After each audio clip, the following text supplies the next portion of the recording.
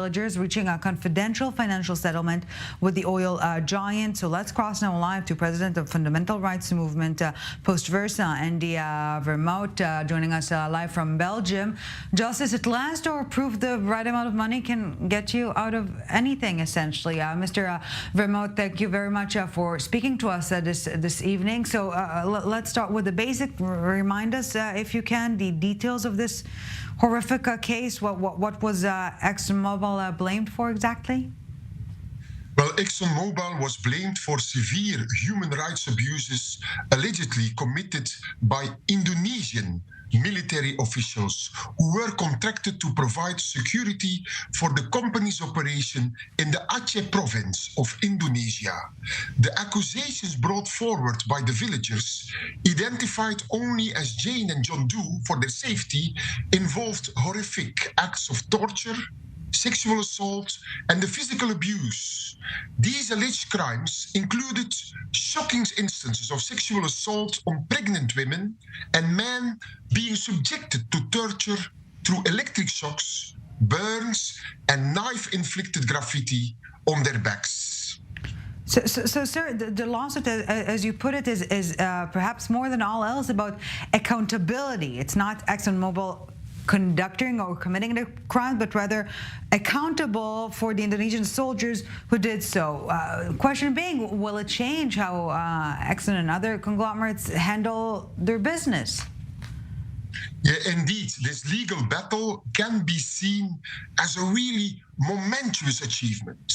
It's a David versus Goliath scenario where the villagers, some of the most vulnerable individuals, stood against one of the world's largest and most profitable corporations.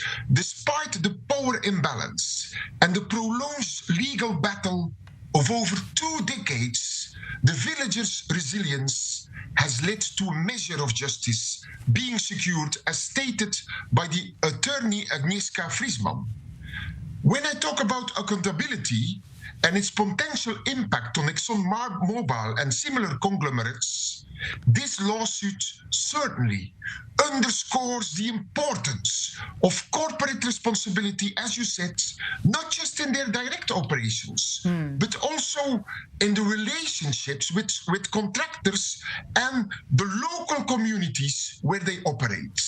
This case may serve as a stark reminder to multinational corporations and organizations that they can be held accountable for human rights abuses linked to their operations, even when it's indirectly. In light of this lawsuit and this settlement, it is plausible that ExxonMobil and other corporations may review their policies and practices to prevent such incidents in the future. Yeah, because they may need to ensure a more rigorous oversight of their security contractors and implement stricter standards to protect human rights, particularly in regions with a history of conflict or abuses. Yeah, for having me. Yeah, to the very least, they might review themselves because they realize it will cost them money. If they don't.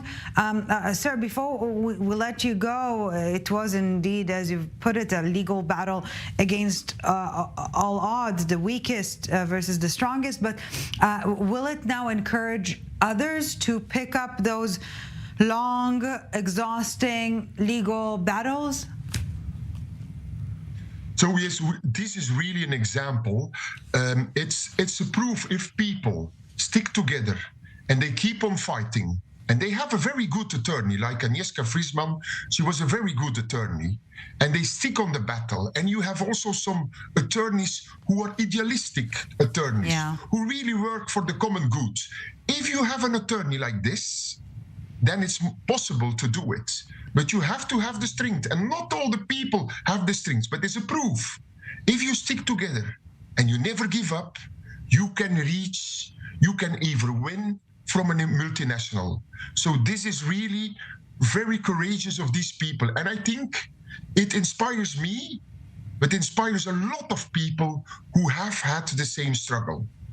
Well, Mr. Andy Vermaut, president of Fundamental Rights Movement post-Versa, thank you for this heartfelt analysis and insight on this groundbreaking legal precedent. Thank you very much for speaking to us. Thank you. Thank you for having me. Thank you. Yes. Okay, moving on to the climate corner now.